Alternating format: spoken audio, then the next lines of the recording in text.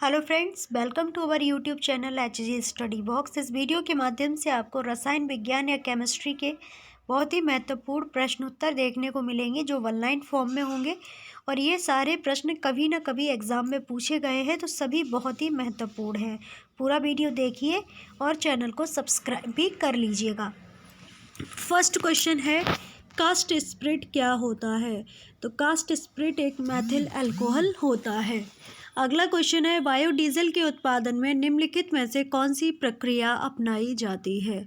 तो बायोडीजल के उत्पादन में ट्रांसस्टेरिफिकेशन की प्रक्रिया अपनाई जाती है। अगला क्वेश्चन है, अमोनिया के जलीय विलयन में लाल लिटमस पेपर कैसा हो जाता है?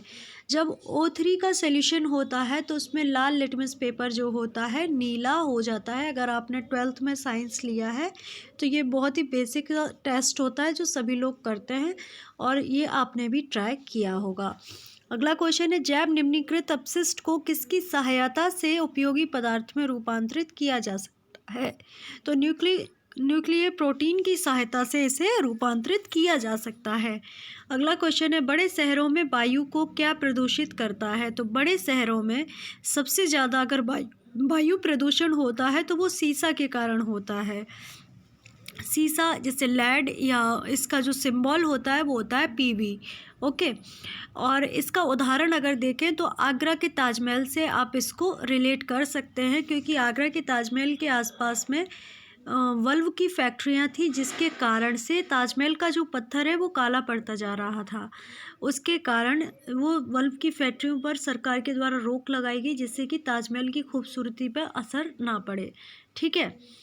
अगला क्वेश्चन है, सूर्य के विकिरण का पराबैंगनी प्रकाश किसकी परत के कारण पृथ्वी के वायुमंडल में नहीं पहुंच पाता?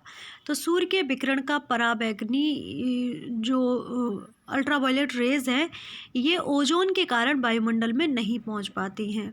और ओजोन का फॉर्मूला होता है O3। और आपने देखा होगा लगातार ओजोन का क्षरण हो रहा है, मतलब ओजोन परत जो है कमज़ोर होती जा रही है, इसमें होल होता जा रहा है। क्यों? क्लोरोफ्लोरोकार्बन के कारण, CFC के कारण। ठीक है। अगला क्वेश्चन है, बाहरी वायुमंडल में ओजोन की परत हमारी मदद करती है। तो किससे अब मदद करती है? जो अल्ट्रावायलेट रेज होती हैं, पराबैंगनी विकिरण होती है, उनका अवशोषण करने में ये मदद करती है।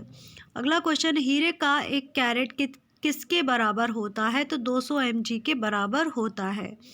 अगला क्वेश्चन है, प्रति ग्राम ईंधन द्वारा मोचित ऊर्जा की दृष्टि से सर्वोत्तम ईंधन कौन सा है? तो सर्वोत्तम ईंधन जो है हाइड्रोजन होता है।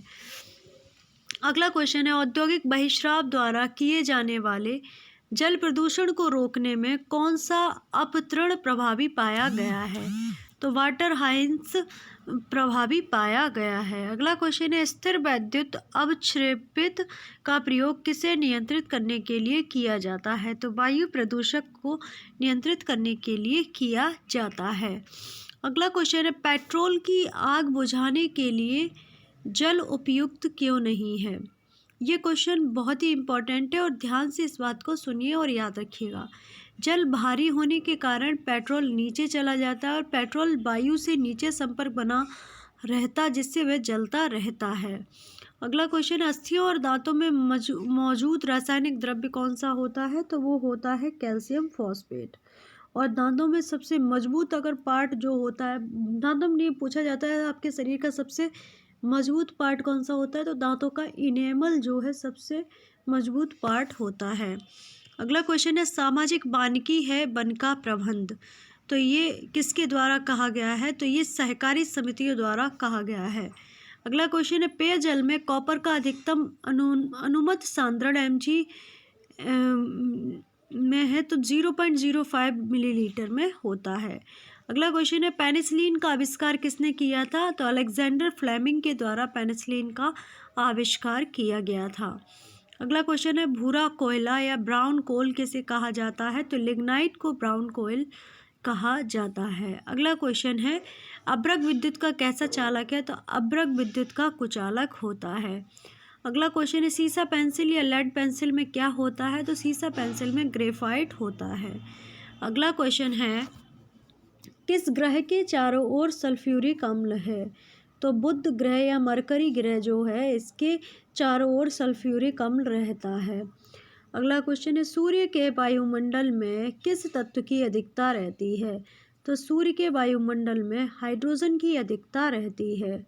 अगला क्वेश्चन है हरित क्रांति या ग्रीन रेवोल्यूशन का मुख्य उद्देश्य किसका उत्पादन बढ़ाना था? तो हरित क्रांति का उद्देश्य जो है खाद्यान्नों का बढ़ाना था। हरित क्रांति के जनक कौन है? नॉर्मन बोरलॉग विश्व में। और अगर भारत देश की बात करें तो वो कौन है? कमेंट सेक्शन में बताइए। नेवी एक अवार्ड भी दिया गया था। ठीक है, अगला क्वेश्चन है कौन सा तत्व पौधों के लिए एक सूक्ष्म पोषक होता है? तो बोरोन जो है पौधों के लिए एक सूक्ष्म पोषक होता है। चलो, आपने नहीं बताया तो हम ही बता देते हैं। हरित क्रांति के भारत में है MS स्वामीनाथन। ठीक है, अगला क्वेश्चन है एक्वारेजिया मुख्यतः किसको घुलाने के लिए प्रयुक्त किया जाता है? तो एक्वारेजिया मुख्यतः स्वर्ण को घोलने के लिए, सोने को घोलने के लिए प्रयुक्त किया जाता है। अगला क्वेश्चन है जब नींबू का रस खाने के सोडे पर डाला जाता है तो उसमें तेज उत्फलन होता है। यह उत्फलन उससे उत्पन्न किस गैस के कारण होता है? तो ये जो बबल्स जो उठते हैं वो कार्बन डाइऑक्साइड के कारण उठते हैं। अगला क्वेश्चन है स्क्वैश के लिए खाद्य परिरक्षी के रूप में किसका प्रयोग किया जाता है? तो पोटेशियम मेटावाई सल्फाइड का प्रयोग किया जाता है। अगला क्वेश्चन है सोने पर बिजली से मुलम्मा करने के लिए प्रयुक्त किया जाने वाला विद्युत लेपन क्या होता है? तो वो होता है स्वर्ण क्लोराइड। अगला क्वेश्चन है एक तांबे की छड़ है और दूसरी इस्पात की छड़ है, मतलब दो छड़ ली गई हैं जिसमें एक कॉपर की है और एक आयरन की है। दोनों को पानी में डालने पर एक जैसा उत्क्षेप होता है। इस प्रकार दोनों में क्या समान होगा? तो दोनों का जो आयतन होता है वो समान होता है। अगला क्वेश्चन है सौर बैटरी सेलों में प्रयुक्त पदार्थ क्या होता है? तो वो होता है सीजियम। अगला क्वेश्चन है प्रकाश वोल्टीय सेल के प्रयोग से सौर ऊर्जा का रूपांतरण करने से किसका उत्पादन होता है?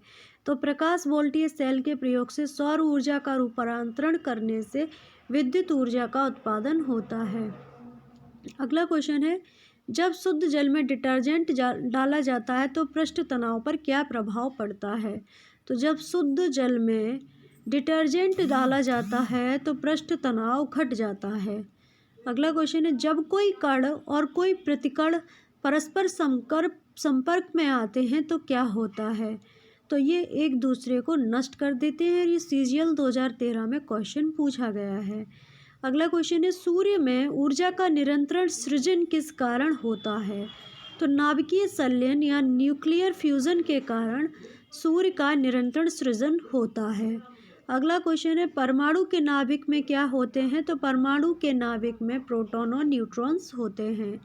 अगला क्वेश्चन है परमाणु के न्यूक्लियस में पाए जाने वाले मूल कण कौन कौन से होते हैं? तो प्रोटॉन और न्यूट्रॉन परमाणु के न्यूक्लियस में पाए जाने वाले मूल कण होते हैं। अगला क्वेश्चन है सूर्य द्वारा उत्सर्जित ऊर्जा का क्या कारण है? तो ये नाभिकीय संलयन के कारण ऊर्जा उत्सर्जित करता है। अगला क्वेश्चन है विद्युत चुम्बकीय विकिरण के लिए उनके बढ़ते हुए तरंग दैर्घ्य के सही क्रम का विन्यास बताएं। तो एक्सरेज, दृश्य और अवरक्त और सूक्ष्मकर्ण है, इस तरह से इनका सही विन्यास होगा। अगला क्वेश्चन है कौन सा कण बच जाता है जब हाइड्रोजन परमाणु अपने इलेक्ट्रॉन खो देता है? तो एक प्रोटॉन बच जाता है। अगला क्वेश्चन है न्यूक्लियर प्रतिक्रिया में किसका संरक्षण होता है? तो द्रव्यमान ऊर्जा और संवेग का संरक्षण होता है। अगला क्वेश्चन है सूर्य के पराबैंगनी विकिरण पृथ्वी तक क्यों नहीं पहुंच पाते हैं? तो ये क्वेश्चन अभी डिस्कस भी कर सके हैं। ओजोन के कारण, जो ओजोन परत है इसके कारण सूर्य के जो अल्ट्रावायलेट रेज हैं वो पृथ्वी तक नहीं पहुंच पाते हैं। अगला क्वेश्चन है न्यूक्लियर रिएक्टरों में विमंदकों का प्रयोग किस लिए किया जाता है? तो न्यूट्रॉन मंद करने के लिए किया जाता है। अगला क्वेश्चन है क्यूरी किसकी इकाई का नाम है? तो रेडियो एक्टिव धर्मिता क्यूरी की इकाई का नाम है। अगला क्वेश्चन है बंद चूल्हे में या ओवन में किसका प्रयोग किया जाता है? मतलब कौन सी रेज का प्रयोग किया जाता है जिससे खाना पक जाता है? तो सूक्ष्म तरंगें या माइक्रोवेव तरंगों का प्रयोग किया जाता है। अगला क्वेश्चन है भोपाल गैस त्रासदी किस गैस के रिसाव के कारण हुई थी? तो मिथाइल आइसोसाइनेट या IMC के कारण हुई थी। अगला क्वेश्चन है सोडियम बेंजोएट का उपयोग मुख्यतः किस रूप में किया जाता है? तो खाद्य परिरक्षी के रूप में किया जाता है। फूड को प्रिजर्व करने के लिए किया जाता है। अगला क्वेश्चन है, किसी मिडी फाइल में अनुदेशों में ध्वनि उत्पन्न करने वाली इलेक्ट्रॉन युक्ति कौन सी होती है? तो वो होता है सिंथेसाइजर या संश्लेषक। अगला क्वेश्चन, ओजोन परत के अपक्षय का मुख्य कारण कौन सी गैस है? तो वो है क्लोरोफ्लोरोकार्बन। अगला क्वेश्चन है, कौन सा उद्योग सभी औद्योगिक गतिविधियों की आधारभूत तथा मात्र उद्योग माना जाता है? तो लोहा एवं इस्पात उद्योग जो है सभी औद्योगिक गतिविधियों की आधारभूत और मात्र उद्योग माना जाता है। अगला क्वेश्चन, अब्रक विद्युत का कैसा चालक है? तो वो कुचालक होता है। ठीक है। इलेक्ट्रॉन पर कैसा आवेश होता है? तो ऋण आवेश होता है। तो ये थे आज के बहुत ही महत्वपूर्ण प्रश्न उत्तर। आशा करते हैं ये वीडियो आपको अच्छा लगा होगा। वन लाइन फॉर्म में क्वेश्चंस थे, कुछ ज़्यादा डिस्क्रिप्शन भी नहीं था। आपको क्वेश्चन बहुत ही रिलेवेंट दिए गए, इंपॉर्टेंट क्वेश्चन थे, वही आपको बताए गए हैं। कैसा लगा आपको वीडियो ज़रूर बताइए। लाइक कमेंट शेयर करने के साथ साथ हमारे चैनल को सब्सक्राइब करना मत भूलिएगा। चैनल को सब्सक्राइब कर लीजिएगा और वीडियो को ज़्यादा से ज़्यादा शेयर कीजिएगा। आप सभी का बहुत बहुत धन्यवाद वीडियो वॉच करने के लिए। आप सभी का दिन शुभ हो।